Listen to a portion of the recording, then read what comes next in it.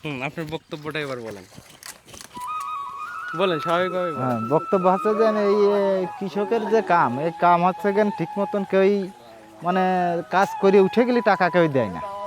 টাকাটা দেয়, দেখা যাচ্ছে বাজারে গেলে ফসল বেচে দেয়, ওই দেখা যায় 5,000 টাকা পাওনা হইলেও 2,000 টাকা দিলেও আবার ভাই সামনের বাজারে আবার দিবা। এখন এইভাবে আর কি ব্যবসাটা হয়। এইটার উপর ডিপেন্ড করে আপনার কি মনে হচ্ছে যে কাকার 4 লক্ষ টাকা খরচ করে এইটা দিয়ে কাকা লাভবান হতে পারবে?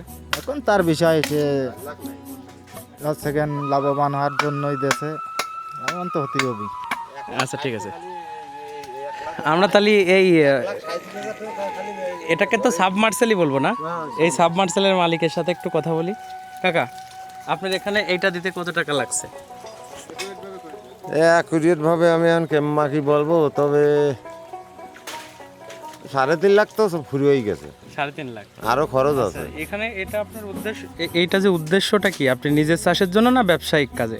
নিজে চাষ করব, ব্যবসা করব, আমার ভবিষ্যতে, এ তো ভবিষ্যতের জন্য করা।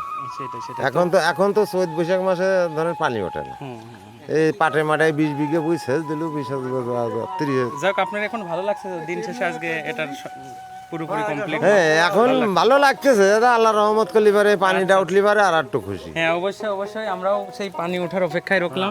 তা আপনি মালিকের কি হন? আমি মালিকের বউ নাই। বউ নাই তো আপনি কি খুশি এই কাজে? আমি যোগাযোগ করে আইনে দিছি। ও, আপনি খুশি না? আমি খুশি। আচ্ছা ঠিক আছে, পানি উঠলে তাইলে খুশি না? হ্যাঁ, আচ্ছা, পানি ঠিক আছে। উঠলে তো আল্লাহর মতো খুশি। হ্যাঁ, এখন আমাদের এখানে মিস্ত্রি সাহেব আছে, তো তোমার কি মনে হয় ঠিকঠাক মতো সবকিছু হবে না? হবে হবে, এবং কাকা যেটা ইনশাল্লাহ। করছে এটা লাভবান হবে না? লাভবান হবে। আচ্ছা ঠিক আছে, ওকে। ভাই, আপনি কি কোম্পানির লোক?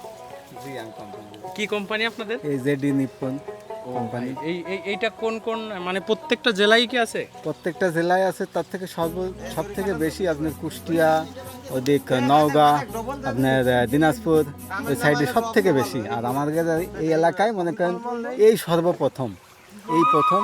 আচ্ছা ঠিক আছে, আমরা আমাদের পেজে এবং আমাদের ইউটিউব চ্যানেলের দর্শক থেকে বলে দেবো, যাতে আপনাদের এই কোম্পানিটার নাম আবার একটু বলেন। JD Nippon. ওকে, ঠিক আছে, ওকে। আচ্ছা।